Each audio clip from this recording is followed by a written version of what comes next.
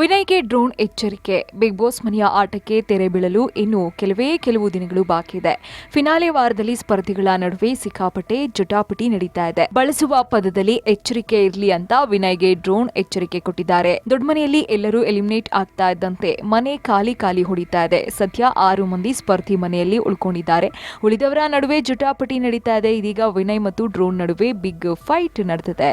ಅದ್ಯಾವಾಗ ವಿನಯ್ ಗುಂಪುಗಾರಿಕೆ ಬಗ್ಗೆ ಪ್ರತಾಪ್ ಟೀಕೆ ಮಾಡೋಕೆ ಶುರು ಮಾಡಿದ್ರು ಅಲ್ಲಿಂದ ಇಬ್ಬರ ನಡುವೆ ವೈರತ್ವ ಶುರುವಾಯಿತು. ಈಗ ಸದಾ ಕೆಣಕೋ ವಿನಯ್ಗೆ ಪ್ರತಾಪ್ ಎಚ್ಚರಿಕೆ ಕೊಟ್ಟಿದ್ದಾರೆ. ಏನೋ ಪ್ರತಿ ಸಲ ನಾನು ಅಸಭ್ಯವಾಗಿ ಮಾತನಾಡಿದ್ದೀನಿ, ತಪ್ಪು ಮಾತನಾಡ್ತಿದ್ದೀಯಾ ನೀನು, ಬಳಸುವ ಪದದಲ್ಲಿ ಸರಿ ಇರ್ಲಿ ಅಂತ ಹೇಳ್ತಾ ಇರೋದು ನಾನು. ಪ್ರತಾಪ್ ಖಡಕ್ ಆಗಿ ವಿನಯ್ಗೆ ಉತ್ತರ ಕೊಟ್ಟಿದ್ದಾರೆ. ನಾನು ಏನು ಹೇಗೆ ಬಳಸಬೇಕು ಅಂತ ನಿನ್ನ ಹತ್ರ ಕಲಿಬೇಕಾ ಅಂತ ವಿನಯ್ ಮರು ಪ್ರಶ್ನೆ ಮಾಡಿದ್ದಾನೆ. ಸರಿ ಬಿಡಿ, ಅದು ನಿಮ್ಮ ವ್ಯಕ್ತಿತ್ವ ತೋರಿಸುತ್ತೆ ಅಂತ ಡ್ರೋನ್ ತಿರ್ಗೇಟನ ಕೊಟ್ಟಿದ್ದಾರೆ. ಇನ್ನು ಎಷ್ಟು ವಯಸ್ಸು ನಿನ್ಗೆ, ನೀನು ನನ್ಗೆ ಹೇಳ್ಕೊಡೋಕೆ, ನೀನು ಹೊರಗಡೆ ಏನ್ ಮಾಡಿದ್ಯಾ ಅದನ್ನ ಮಾತನಾಡೋಕೆ ಶುರು ಮಾಡಿದ್ರೆ ಅದು ಬೇರೆ ತರಹ ಆಗತ್ತೆ. ಆ ಮರ್ಯಾದೆ ಉಳಿಸಿಕೊಳ್ಳುವ ಯೋಗ್ಯತೆ ನಿನಗಿಲ್ಲ ಅಂತ ವಿನಯ್ ಡ್ರೋನ್ಗೆ ಕುಟುಕಿದ್ದಾರೆ. Digital desk, public music.